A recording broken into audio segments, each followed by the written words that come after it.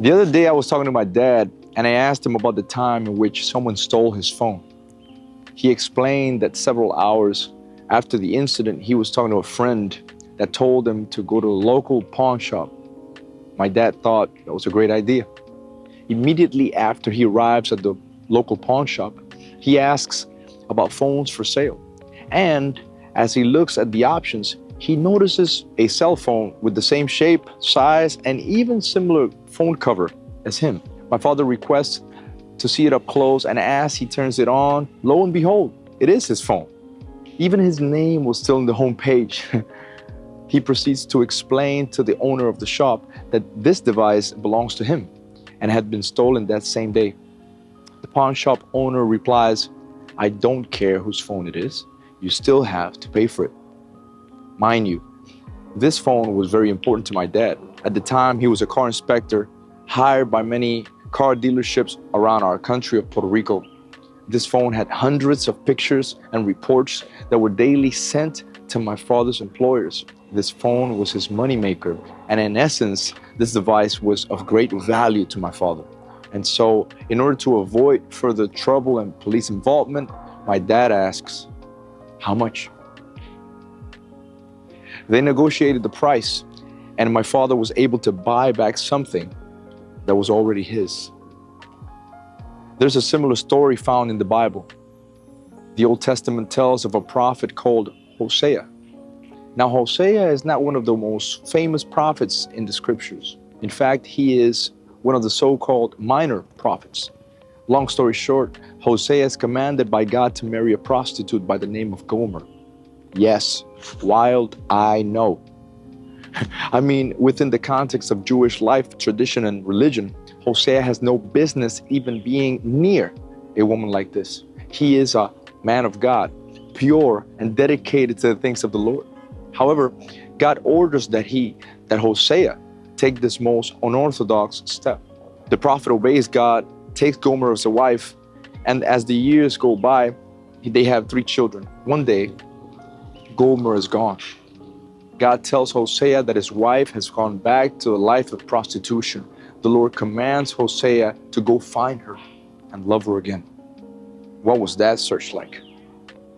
A righteous man of God searching for his wife in all the lowest places of the city? Hosea finally arrives at a scene that must have absolutely broken his heart. His wife Gomer was being sold as a sex slave. And I want us all to imagine a Gomer that has been married for years, has had 3 kids, and is no longer the young, attractive product that men would pay top dollar back when she was in her prime. A slave back then was worth about 30 shekels of silver. The gut-wrenching part of this whole thing is that Hosea bought her for 15.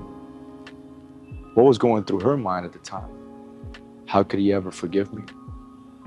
How can he love me after this? And so God rolls back the curtains of time and reveals his ultimate purpose through this story of Hosea and Gomer. You see, 800 years after this event, God became our Hosea. And as he witnessed his Gomer, which represents humanity, you see, Gomer is a picture of you and me. He saw us up on that platform, broken, used up, unwanted, devalued, and being sold into spiritual prostitution to the highest bidder. Much like my father asking the pawn shop owner, I imagine God asking, how much? How much would it cost to buy them back? To this, the devil, the world, the flesh, sin, and death all replied in a horrible unison, the blood of your son. For this is the only acceptable payment. The Lord answered, fine, you can have my son. The Oxford Dictionary defines redemption as the action of regaining possession of something in exchange for payment or clearing a debt. The Bible called Jesus Christ our Redeemer. Ephesians 1:7 says that in him we have redemption through his blood, the forgiveness of sins in accordance with the riches of God's grace. In the hands of the pawn shop owner, the phone was about $30. In the hands of my dad, It was of tremendous value. Beloved, you may feel that because of abandonment or mistreatment or even abuse, that you are of little value.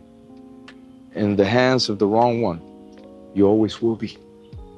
But in the hands of our Heavenly Father, who loved you so much that He sent His Son to take your place, pay your debt, and rescue you from the burden of sin and the curse of hell, you are of immeasurable value. That is the gospel.